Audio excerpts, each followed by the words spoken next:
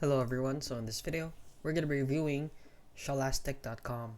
So if you don't know what this is, it is basically a site or a shop that sells stuff for your home. So for example, their design is a collection of bohemian and minimalist curtains from like chairs or clothes or curtains and a lot more.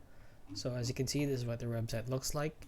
So if you're wondering if this site is any good or legit or not, we have it here opened up on Trustpilot and see that they're rated poor, 1.8 out of 5 stars, which is very bad, with 15 reviews, and a lot of them, 100% of them is 1 stars.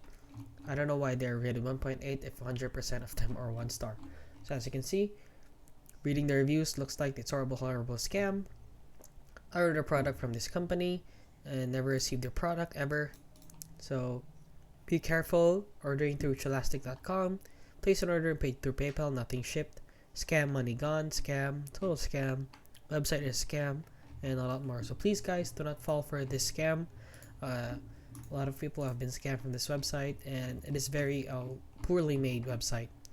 And the designs and the curtains are outrageous in price, and it's basically very edited. And that is it. So if you found this video helpful, please consider liking and subscribing.